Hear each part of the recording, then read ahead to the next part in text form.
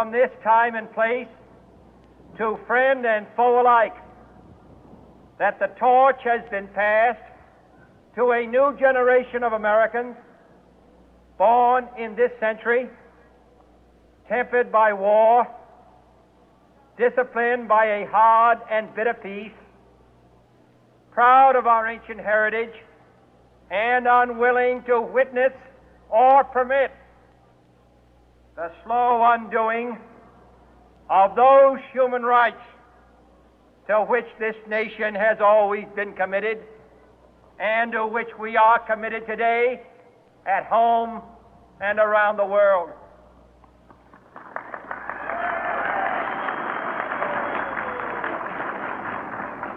Let every nation know, whether it wishes us well or ill, that we shall pay any price, bear any burden, meet any hardship, support any friend, oppose any foe to assure the survival and the success of liberty.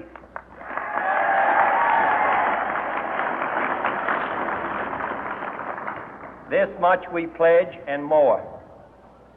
To those old allies whose cultural and spiritual origins we share, we pledge the loyalty of faithful friends. United, there is little we cannot do in a host of cooperative ventures. Divided, there is little we can do, for we dare not meet a powerful challenge at odds and split asunder. To those new states whom we welcome to the ranks of the free, we pledge our word that one form of colonial control shall not have passed away, merely to be replaced by a far more iron tyranny. We shall not always expect to find them supporting our view, but we shall always hope to find them strongly supporting their own freedom, and to remember that in the past, those who foolishly sought power by riding the back of the tiger ended up inside.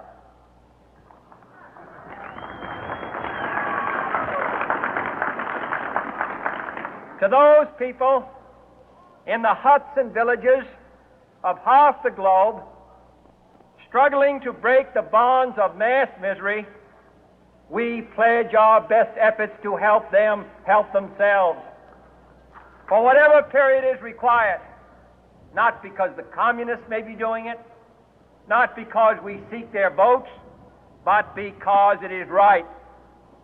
If a free society cannot help the many who are poor, it cannot save the few who are rich.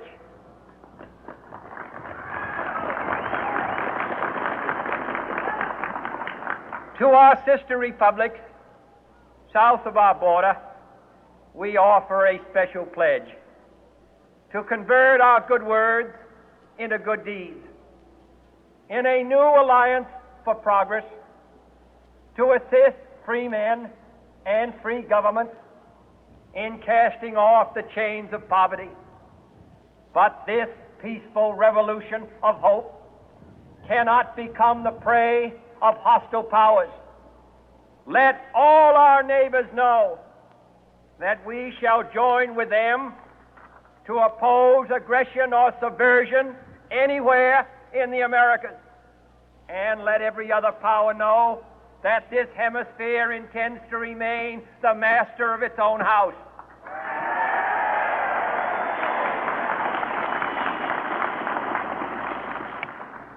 To that World Assembly of Sovereign States, the United Nations, our last best hope, in an age where the instruments of war have far outpaced the instruments of peace, we renew our pledge of support to prevent it from becoming merely a forum for invective, to strengthen its shield of the new and the weak, and to enlarge the area in which its writ may run.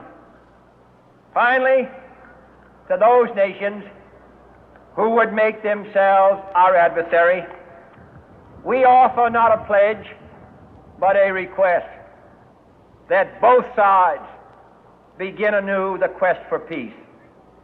Before the dark powers of destruction, unleashed by science, engulf all humanity in planned or accidental self-destruction. We dare not tempt them with weakness, for only when our arms are sufficient beyond doubt can we be certain beyond doubt that they will never be employed.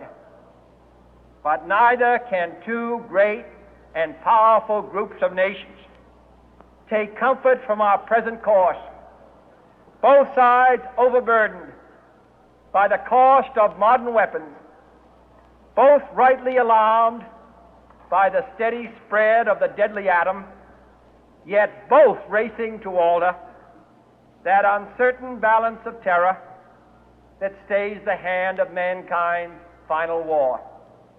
So let us begin anew, remembering on both sides that civility is not a sign of weakness, and sincerity is always subject to proof.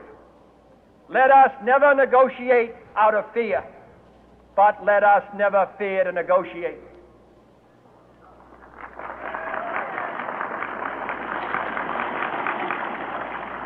Let both sides explore what problems unite us, instead of belaboring those problems which divide us.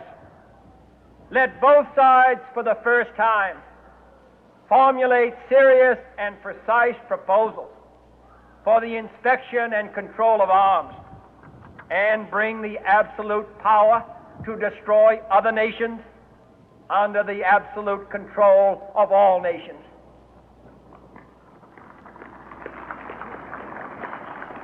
Let both sides seek to invoke the wonders of science instead of its terrors.